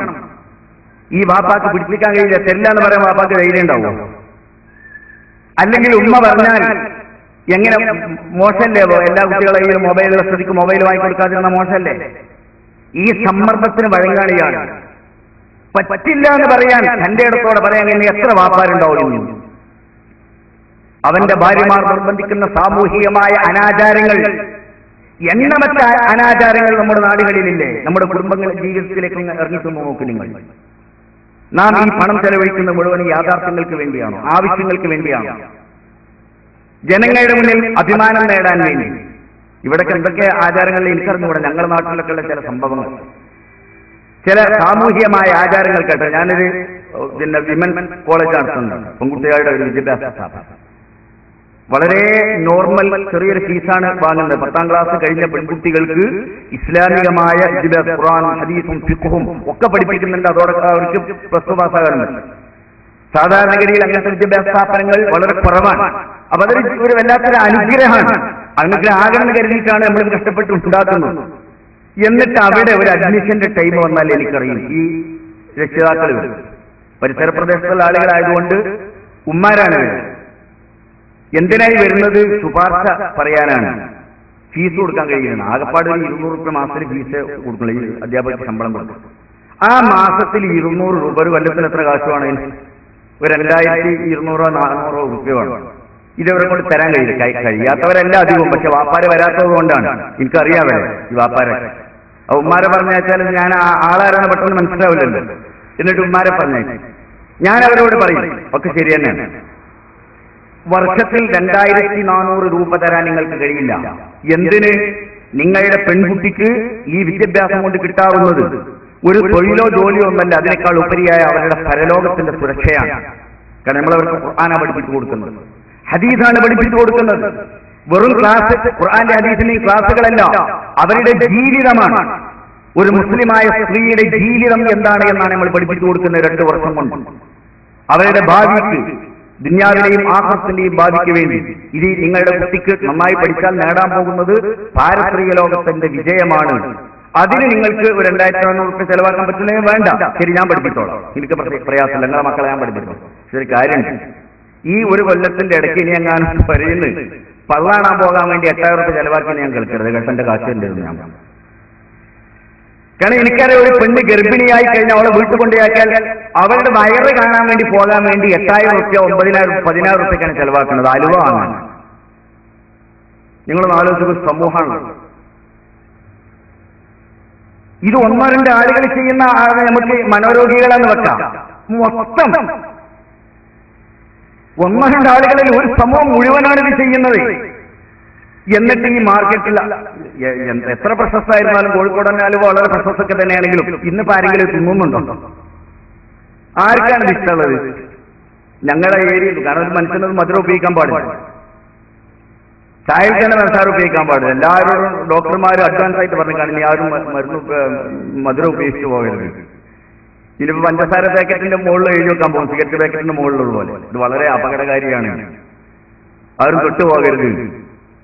എന്നിട്ട് ഈ പഞ്ചസാര കാൽക്കുലേറ്റ് ഉണ്ടാക്കിയ ഈ സാധനം ഒരൊറ്റ കടയിലും അതിന്റെ പേരിൽ ചെലവ് കുറഞ്ഞിട്ടില്ല. എവിടെയെങ്കിലും ചെലവ് കുറഞ്ഞിട്ടുണ്ടോ? നാട്ടിൽ കാണുന്ന ഒക്കെ പ്രമേഹ രോഗികളാണ്. ഏത് വഴി തന്നാലും ചായക്ക് മധുരമില്ല. എല്ലാവരും വന്നിട്ട് ചോദിക്കും, ഒരു അസുഖമില്ലാത്ത നമ്മളോട് വരെ ചോദിക്കും പഞ്ചസാരമാണോ. വെറുതെ ചോദിക്കാതിരിക്കാൻ കഴിയില്ല അവർ. ഇങ്ങനെ ആർക്കും പഞ്ചസാര വേണ്ടാത്ത ലോകമായിട്ട് ഇവിടെ പഞ്ചസാരക്ക് എന്തെങ്കിലും വില കുറഞ്ഞിട്ടുണ്ടോ, ഡിമാൻഡ് ഉണ്ടായിട്ടുണ്ടോ, അലുവ ചെലവാകാതിരിക്കുന്നുണ്ടോ ഇല്ല. എന്നിട്ട് ഈ അലുവ വാങ്ങിയിട്ട് കെട്ടാക്കിയിട്ട് വരെ വീട്ടിൽ കൊണ്ടുപോയി കൊടുക്കും. എന്നിട്ട് ആ കിട്ടുന്ന വീട്ടുകാരോ അവർക്കത് ആവശ്യമുണ്ടോ? ആവശ്യമില്ല. പക്ഷെ കൊടുത്തിട്ടില്ലെങ്കിൽ അവർ ജിഹാദ് ഉണ്ടാവും. പിന്നെ ആ പെണ്ണ് മര്യാദയ്ക്ക് പ്രസവിക്കാനേ ഇല്ല. മാനസികമായ ടെൻഷൻ ഉണ്ടാക്കിയിട്ട് പിന്നെ പ്രഷർ കയറി ആശുപത്രിയിൽ പോകും, ഇത് കൊണ്ടുപോയി കൊടുത്തിട്ടില്ലെങ്കിൽ. എന്നിട്ട് ഇത് കിട്ടിയാൽ ഇങ്ങനെ കഷ്ണാക്കിയിട്ട് എല്ലാ വീടുകൾക്കും കൊടുക്കും. ഒരൊറ്റ വീട്ടുകൾക്ക് ആവശ്യമുണ്ടോ? കുട്ടികൾ വരാത്ത സാധനം തിന്നൂല, എന്നിട്ട് പുറത്തേക്ക് വലിച്ചെടുക്കും. എന്നിട്ട് കാക്കകൾ തിന്നാണ് തിരക്കില്ല, കാക്കും തിന്നൂലല്ലേ അലുവ. ഒരു ജീവിക്കും അത് വേണ്ട. എന്താ? അതിന് വേണ്ടിയിട്ടാണ് 8000 10,000 രൂപ ചെലവാക്കുന്നത്. ഒരു നാട്ടിന്റെ ആചാരം. ഞാനൊരു ഉദാഹരണം പറഞ്ഞതേ ഉള്ളൂ. നിങ്ങളെവിടെ ഉണ്ടോ എന്ന് എനിക്കറിഞ്ഞൂടാ, എന്റെ നാട്ടിലൊരു അവസ്ഥയാണ്. അപ്പൊ ഇവർക്ക് ഇതിന്റെ ശരീരത്തുകളൊന്നും പ്രശ്നമില്ല. അതിന് അവർ എങ്ങനെയെങ്കിലും പണം ഉണ്ടാവും. ഖുർആൻ പഠിക്കാൻ, ഹദീസ് പഠിക്കാൻ മകൾക്ക് 200 രൂപ മാസത്തിൽ ഫീസ് കൊടുക്കാനില്ലാത്ത ഈ പാവങ്ങൾ ഇതിനു വേണ്ടി പണം ചെലവഴിക്കാൻ, ഒരു പ്രയോജനമില്ലാത്ത കാര്യത്തിന് വേണ്ടി ചെലവഴിക്കാൻ. ഇതുപോലത്തെ എണ്ണമറ്റ സാമൂഹികമായ സംഭവങ്ങൾ നമ്മുടെ നാട്ടിലുണ്ട്. ഒരുപക്ഷെ അവരെ സന്ദർശിക്കാൻ പോകുമ്പോഴോ എന്തെങ്കിലും ഹദിയ കൊണ്ടുപോകലൊന്നും തെറ്റാന്നുള്ള അർത്ഥത്തിലല്ല ഞാൻ ഈ പറയുന്നത്. പക്ഷെ നമ്മളൊരു കാര്യം ചെയ്യുമ്പോൾ അതിന്റെ ന്യായങ്ങളെയും അന്യായങ്ങളെയും കുറിച്ച് ചിന്തിക്കണ്ടേ? ഇതിന് യാതൊരു പ്രശ്നമില്ല. എത്ര പണം ഇതുപോലത്തെ കാര്യങ്ങൾക്ക് വേണ്ടി, ഒരു റൂമൊക്കെ ഉണ്ടാക്കാൻ, ഒരു വീടുണ്ടാക്കാൻ അല്ല പ്രശ്നം. ഒരു കല്യാണം നടക്കുകയാണെങ്കിൽ പുതിയാപ്പൾക്ക് കയറിയിരിക്കാനുള്ള ഒരു അറ ഉണ്ടാക്കി കൊടുക്കാൻ എത്ര രൂപ നിങ്ങൾക്ക് ചെലവാകും? നിങ്ങൾ സന്തോഷത്തോടെ പള്ളിയിൽ നിസ്കരിക്കാൻ വരുന്നുണ്ട്. പക്ഷേ നിങ്ങൾ നിർബന്ധിച്ചതിന്റെ പേരിൽ അപ്പുറത്ത് ഇരുന്നിട്ട് സുന്നസ്കരിക്കാണ്ട് കരയുന്ന ആളുകളെ കാണും. അയാൾ ബേജാറായി കരയാണ്. പടച്ചവനെ അറുണ്ടാക്കാൻ പൈസ ഇല്ലല്ലോ, ഇപ്പം എന്താ ഞാൻ ചെയ്യാറുണ്ട്. നിസ്കരിച്ചെന്നാണ് കരയാണ്. അതിനുള്ള ഉപകരണങ്ങൾക്ക് വേണ്ടി, ദുന്യാവിന്റെ ആഡംബരങ്ങൾക്ക് വേണ്ടിയാണ് ഈ വാശി പിടിക്കുന്നത്. മുസ്ലിങ്ങളാണ് നമ്മളൊക്കെ. ദീനില്ലാത്തവരോ അറിവില്ലാത്തവരോ അല്ലെങ്കിൽ സാമൂഹിക ബോധമില്ലാത്ത ആളുകൾക്കാണെങ്കിൽ കുഴപ്പമില്ല. അവർക്ക് ഖുർആനില്ല, ഹദീസില്ല. നമ്മുടെ കയ്യിൽ വിശുദ്ധ ഖുർആനില്ലേ, നമ്മുടെ കയ്യിൽ ഹദീസില്ലേ. മഹാനായ റസൂലുള്ളാഹി സ്വല്ലല്ലാഹു അലൈഹി വസല്ലം തങ്ങളുടെ ജീവിതത്തിന്റെ ചിത്രങ്ങൾ നമ്മുടെ മുന്നിലില്ലേ. ഹദീസിൽ കാണും മഹാനായ അഷ്റഫുൽ ഖൽഖ് സ്വല്ലല്ലാഹു അലൈഹി വസല്ലം തങ്ങൾ മദീന പള്ളിയുടെ മുറ്റത്ത് ഒരു ദിവസം കിടക്കുകയാണ്. ഈത്തപ്പന ഓല മടങ്ങുണ്ടാക്കിയ പായയിലാണ് അല്ലാഹുവിന്റെ റസൂൽ കിടക്കുന്നത്. കുപ്പായം ധരിച്ചിട്ടില്ല. കുപ്പായം ഉണ്ടായിരുന്നില്ല, അതുകൊണ്ട് ധരിച്ചിട്ടില്ല. റസൂലുള്ളാഹി പായയിൽ കിടന്നിട്ട് ഉറങ്ങുകയാണ്. ആ സമയത്താണ് മഹാനായ അമീറുൽ മുഅ്മിനീൻ ഉമർ ഇബ്നുൽ ഖത്താബ് റളിയല്ലാഹു തആല തങ്ങൾ കടന്നു വരുന്നു. ആ ഈത്തപ്പനയോലയിൽ അർദ്ധനഗ്നനായി കുപ്പായമില്ലാതെ കിടക്കുന്ന റസൂലുള്ളാഹി സ്വല്ലല്ലാഹു അലൈഹി വസല്ലം തങ്ങളെ മഹാനായ ഉമർ ഇബ്നുൽ ഖത്താബ് റളിയല്ലാഹു അൻഹു കുറച്ചു സമയം ഇങ്ങനെ നോക്കി നിന്നു. ആ ഉറക്കിന്റെ ഇടയിൽ റസൂലുള്ളാഹി നേടി തിരിഞ്ഞു കിടന്നു. ഇപ്പുറത്തേക്ക് തിരിഞ്ഞപ്പോൾ ആദ്യം കിടന്ന ഭാഗത്ത് ആ മൃദുലമായ ഭൂമിയിൽ ഈത്തപ്പന ഓലയുടെ മനോഹരമായ അടയാളങ്ങൾ പതിഞ്ഞു കിടപ്പുണ്ടായിരുന്നു. ഈത്തപ്പനന്റെ ഓലയാണ്. സാധാരണ നമ്മളൊക്കെ ഓല പായുണ്ടാക്കിയത് തെങ്ങിന്റെ ഓലയാണ്, കുറച്ച് മിനുസുണ്ടാവും. ഈത്തപ്പനന്റെ ഓല പരിക്കനാണ്. തെങ്ങിന്റെ ഓലയുടെ മിനുസുണ്ടാവില്ലല്ലോ. ആ പായയിൽ റസൂൽ തിരിഞ്ഞു കിടന്ന പായ, അതിന്റെ ശരിയായ ചിത്രം റസൂലുള്ളാഹിന്റെ ശരീരത്തിൽ പതിഞ്ഞിരിക്കാൻ ഉമർ ഇബ്നുൽ ഖത്താബ് റളിയല്ലാഹു അൻഹു കരഞ്ഞുപോയി. അപ്പോഴാണ് റസൂൽ ഉണരുന്നത്. ഉമറിന്റെ മുഖത്തേക്ക് നോക്കിയിട്ട് അല്ലാഹുവിന്റെ റസൂല് അമ്പരപ്പോട് ചോദിച്ചു, അൻതയാ ഉമർ, അൻതയാ ഉമർ, നീയോ? നീയോ എന്ന് ചോദിച്ചാൽ നീയാണോ കരയുന്നത്? വേറെ ആരെങ്കിലും കരഞ്ഞാൽ മനസ്സിലാകാം. അബൂബക്കർ സിദ്ദീഖ്, ഉസ്മാൻ ഇബ്നു അഫ്ഫാനൊക്കെ കരയും, കാരണം അവർ അങ്ങനത്തെ ആളുകളാണ്. വളരെ ലോലമായ മനസ്സാണ്. ഉമർ ഇബ്നുൽ ഖത്താബ് കരയാന്ന് പറഞ്ഞാൽ അതൊരു അത്ഭുതം തന്നെയല്ലേ. വേറെ ആര് കരഞ്ഞാലും അത് മനസ്സിലാകുമല്ലോ. ഉമർ ഇബ്നുൽ ഖത്താബ്, ഖാലിദ് ഇബ്നു വലീദ്, ഇങ്ങനത്തെ ആളുകളൊക്കെ കരയാന്ന് പറഞ്ഞാൽ അത് സംഭവിക്കുന്നതല്ലല്ലോ. അതുകൊണ്ടാണ് റസൂൽ ചോദിച്ചത്, അൻതയാ ഉമർ, നിനക്കെന്ത് പറ്റി? നീയാണോ കരയുന്നത്? അപ്പൊ കഥ എന്താണെന്ന് അറിയില്ലല്ലോ. റസൂൽ എന്താ ഉമറിനെന്തോ പറ്റിയിട്ടാന്നാ വിചാരിച്ചു അള്ളാഹുവിന്റെ റസൂൽ. മഹാനായ ഉമർ ഇബ്നുൽ ഖത്താബ് റളിയല്ലാഹു തആല തങ്ങൾ പറഞ്ഞു, അല്ലാഹുവിന്റെ തിരുദൂതരെ, പേർഷ്യയിലെയും റോമിലെയും ചക്രവർത്തിമാർ പട്ടുമെത്തകളിലാണ് കിടക്കുന്നത്. പേർഷ്യയിലെയും റോമിലെയും ചക്രവർത്തിമാർ പട്ടുമെത്തകളിൽ കിടക്കുകയാണ്.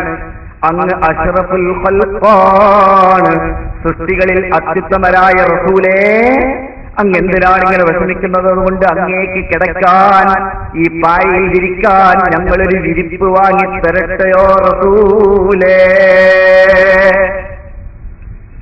അല്ലാഹുവിന്റെ ഹബീബായ റസൂലിനോട് ഉമർ ഇബ്നുൽ ഖത്താബ് ചോദിച്ചു. അപ്പോൾ റസൂലുള്ളാഹിന്റെ മുഖഭാവം മാറി.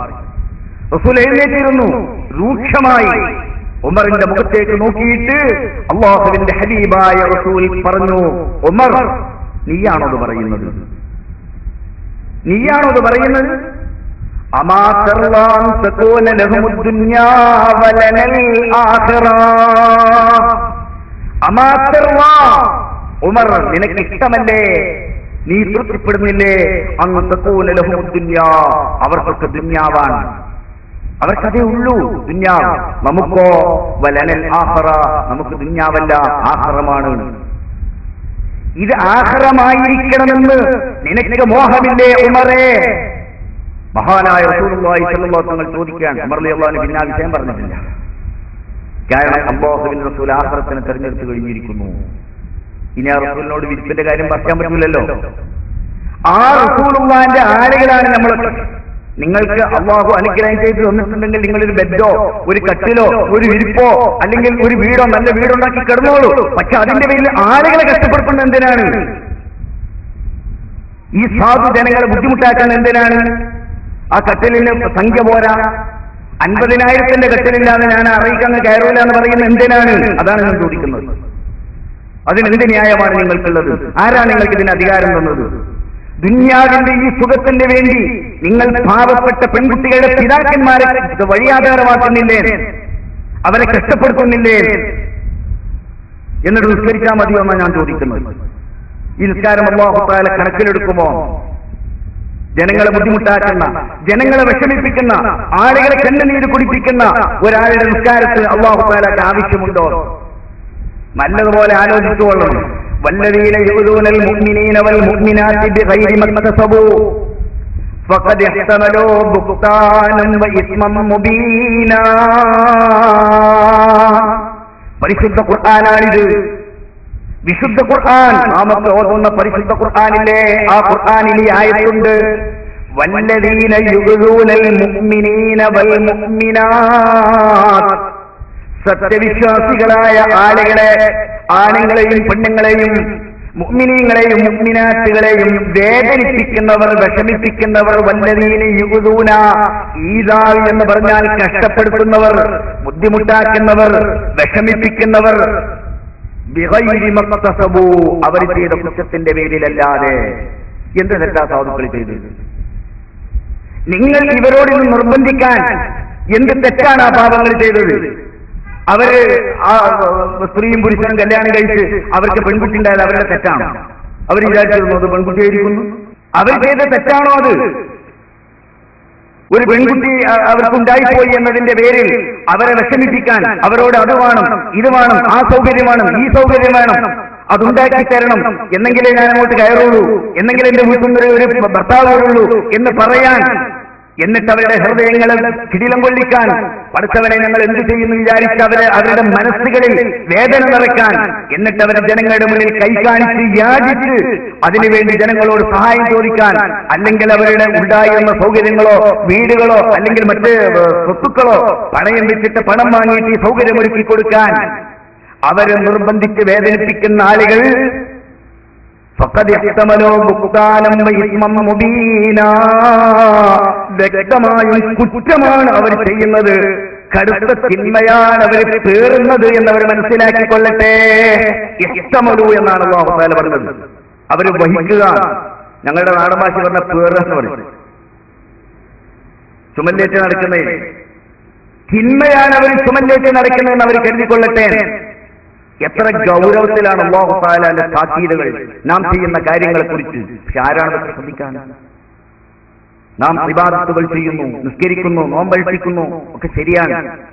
പക്ഷേ നമ്മുടെ ദൈനംദിന ജീവിതത്തിൽ നാം സത്യസന്ധത പാലിക്കുന്നുണ്ടോ എന്ന് നമ്മൾ ആലോചിക്കും.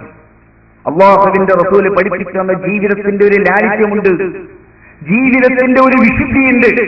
ആ ജീവിതത്തിൽ ഒരു മനുഷ്യനും മറ്റൊരു മനുഷ്യനെ കൊണ്ട് ബുദ്ധിമുട്ടാവില്ല. ഒരാൾ കണ്ണുനീര് കുടിക്കേണ്ടി വരില്ല, ഒരാളും വേദനിക്കില്ല, ഒരാളും ഒരു മനുഷ്യനെയും ഒന്നിന്റെ പേരിലും നിർബന്ധിക്കാൻ പാടില്ല. നിങ്ങൾക്കറിയുമോ, മഹാനായ ഹുദൈഫ റളിയല്ലാഹു തആല തങ്ങൾ പറഞ്ഞിട്ടുണ്ട്, അല്ലാഹുവിന്റെ ഹബീബായ റസൂൽ ഒരിക്കൽ ഞങ്ങളോട് പറഞ്ഞു, ബായിഊനി, നിങ്ങൾ എന്നോട് ബൈഅത്ത് ചെയ്യണം, നിങ്ങൾ എന്നോട് ബൈഅത്ത് ചെയ്യണം. ദീന് അല്ലാഹുവിന്റെ റസൂൽ വഴന്ന് പറഞ്ഞ് വിട്ടിട്ടല്ല, കയ്യിൽ കൈവച്ചിട്ട് കരാർ ചെയ്യിപ്പിച്ചതാണ് അവരോട് ഞങ്ങൾ ഇതൊക്കെ ചെയ്യും. ശരിക്കും അങ്ങനെ തന്നെ വേണ്ടതും. നമ്മൾക്കൊക്കെ ആരോട് എന്ത് ഉത്തരവാദിത്വം ഉള്ളത്? ഒന്നുമില്ലല്ലോ. ഈ മശായിഖന്മാര് ബൈഅത്ത് ചെയ്യിപ്പിക്കുന്നതെന്ന് അറിഞ്ഞൂടെ? മശായിഖന്മാര് ബൈഅത്ത് ചെയ്യിപ്പിക്കും, ഷേഖന്മാർ മുരീദന്മാരെ. എന്തിനാണ്? അത് കൺട്രോളാണ്. ആ ബൈഅത്ത് ചെയ്തു കഴിഞ്ഞാൽ പിന്നെ അവർക്ക് അതിന് രക്ഷപ്പെടാൻ പറ്റൂല. ഇല്ലെങ്കിൽ ഷെയ്ഖിനെ കൊണ്ട് എന്താണ് ഇവർ ഉദ്ദേശിച്ചത് ആ നന്മകൾക്ക് കിട്ടാനും പോകുന്നില്ല. ഒരു ആധ്യാത്മിക ഗുരു ഷെയ്ഖ് എന്ന് പറഞ്ഞാൽ ആ ഷെയ്ഖ് അതിന് മാത്രം മുറബിയും യോഗ്യനായി. അങ്ങനത്തെ ആളുകളെ പറ്റുള്ളൂ, ആരെങ്കിലും ഷെയ്ഖാകാൻ പറ്റൂല.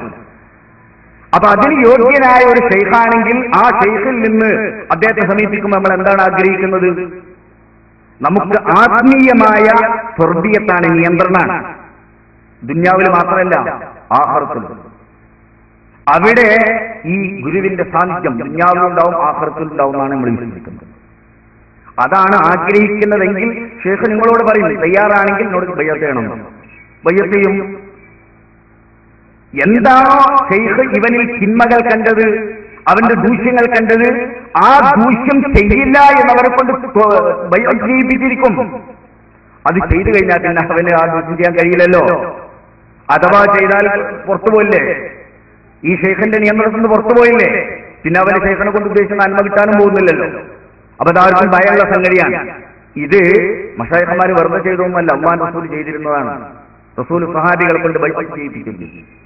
നിങ്ങൾ കടന്നുകൂടെ ബൈഅത്ത് എത്ര ബൈഅത്തുകളിലായിട്ട് ഓരോ സന്ദർഭങ്ങളിൽ പല കാര്യങ്ങളും ബൈഅത്ത് ചെയ്തു. യുദ്ധം ചെയ്യാമെന്ന് ബൈഅത്ത് ചെയ്തിട്ടുണ്ട് അവരോട്. ബൈഅത്തുൽ റിദ്വാൻ, പ്രശസ്തമായ ബൈഅത്തുൽ റിദ്വാൻ നിങ്ങൾക്ക് ഓർമ്മയില്ലേ? ബൈഅത്തുൽ റിദ്വാൻ, ബൈഅത്തുൽ അഖബ. റസൂലുള്ളാഹി സ്വല്ലല്ലാഹു അലൈഹി വസല്ലം ഹിജ്റ പോകുന്നതിന്റെ 2 വർഷം മുമ്പ് മദീനയിൽ നിന്ന് വന്ന പ്രമുഖരായ ആളുകൾ 7 ആളുകൾ തീർന്നു. 12 ആളുകളാണെന്നും ചില ഹദീസിലൊക്കെ വന്നിട്ടുണ്ട്. അവർ വന്നിട്ട് റസൂലിനോട് പറഞ്ഞു, അല്ലാഹുവിന്റെ റസൂലെ, തങ്ങൾ മദീനയിൽ വരണം. മദീനയിൽ വന്നാൽ മദീനയിൽ അങ്ങയുടെ സംരക്ഷണം ഞങ്ങൾ ഏറ്റെടുക്കും. അപ്പൊ നിങ്ങൾ മുഅ്മിനീങ്ങളായോ എന്ന് ചോദിച്ചു. റസൂൽ ആയി എന്ന് പറഞ്ഞു. എന്നാൽ എന്നോട് ബൈഅത്ത് ചെയ്യണമെന്ന് പറഞ്ഞു.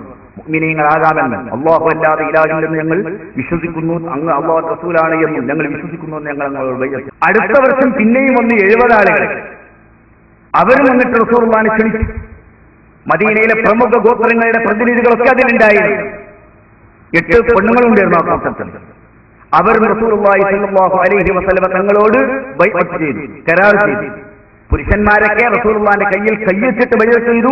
സ്ത്രീകൾ റസൂലുള്ളാഹിനോട് വാക്കാല് ബൈഅത്ത് ചെയ്തു. ആ കരാർ ചെയ്തു. അതിനാണ് ബൈഅത്തുൽ അഖബ എന്ന പേരിൽ, അഖബയിൽ വെച്ചാണ് ബൈഅത്ത് പ്രസിദ്ധമായത്. കരാറാണ്. അതുപോലെ ഹുദൈബിയ സന്ധിയുടെ ദിവസം ഹുദൈബിയയിൽ വെച്ചുകൊണ്ട് റസൂലുള്ളാഹി സ്വല്ലല്ലാഹു അലൈഹി വസല്ലം സ്വഹാബികൾ കരാർ ചെയ്തില്ലേ? എന്താ കരാർ ചെയ്തത്? അന്നുണ്ടായ പ്രശ്നം ഉസ്മാൻ റളിയല്ലാഹു അൻഹു തങ്ങൾ കൊല്ലപ്പെട്ടു എന്നുള്ള വാർത്ത കേട്ടതാണ്. റസൂലുള്ളാഹി സ്വല്ലല്ലാഹു അലൈഹി വസല്ലം തങ്ങൾ ഹിജ്റയുടെ 6ാമത്തെ വർഷം ഉംറയ്ക്ക് വരികയാണ്. നാട്ടിൽ നിന്ന് പോയിട്ട് 6 കൊല്ലം കഴിഞ്ഞിട്ട് ആദ്യമായിട്ട് നാട്ടിലേക്ക് തിരിച്ചു വരികയാണ് ഉംറ ചെയ്യാൻ. മക്ക റസൂലുള്ളാഹിന്റെ ജന്മനാടല്ലേ. പക്ഷേ മക്കയിലെത്തിയില്ല. ഹുദൈബിയയിലെത്തിയപ്പോഴേക്ക് പ്രശ്നമായി. മക്കയിലുള്ള ആളുകൾ കിടക്കാൻ സമ്മതിക്കൂല എന്ന് അറിഞ്ഞു. ഹുദൈബിയയിൽ ക്യാമ്പ്. ഹുദൈബിയ അടുത്ത് തന്നെയാണ്. മക്കത്തേക്ക് അവിടെ നിന്ന് 22 കിലോമീറ്റർ. നമ്മൾ ജിദ്ദയിൽ നിന്ന് മക്കയിലേക്ക് പോകുമ്പോൾ കാണും ഹുദൈബിയ. ഏതായിരുന്നാലും ഒരാളെ സംസാരിച്ചു നോക്കുക അവരെന്നുള്ള ഉസ്മാൻ റളിയല്ലാഹു അൻഹുവിനെ അവരുമായിട്ട് സംസാരിക്കാൻ പറ്റും. ഉസ്മാൻ റളിയല്ലാഹു അൻഹു അവിടെ ചെന്നപ്പോൾ അവര് ഉസ്മാൻ റളിയല്ലാഹു അൻഹുവിനെ പിടിച്ച് ബന്ധനസ്ഥനാക്കി. പക്ഷെ എന്നിട്ട് അവർ പ്രചരിപ്പിച്ചു ഉസ്മാൻ കൊല്ലപ്പെട്ടു. യഥാർത്ഥത്തിൽ കൊല്ലപ്പെട്ടിട്ടില്ല, പക്ഷെ അവരങ്ങനെ പ്രചരിപ്പിച്ചു. ഈ വാർത്ത സഹാബികൾ കേട്ടു.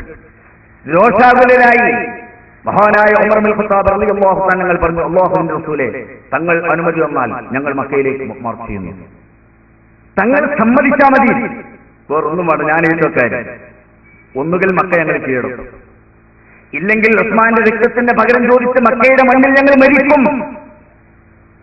അപ്പോ എല്ലാവരോടും പറഞ്ഞ അല്ലാഹുവിന്റെ റസൂൽ പറഞ്ഞു, അതങ്ങനെ പറഞ്ഞാൽ പറ്റൂല, നിങ്ങൾ അതാണ് നിങ്ങളുടെ താല്പര്യമെങ്കിൽ എന്നോട് കരാർ ചെയ്യണമെന്ന് പറഞ്ഞു. ബൈഅത്ത് ചെയ്യാൻ പറഞ്ഞു. റസൂൽ കയ്യങ്ങനെ ഇട്ടു കൊടുത്തു.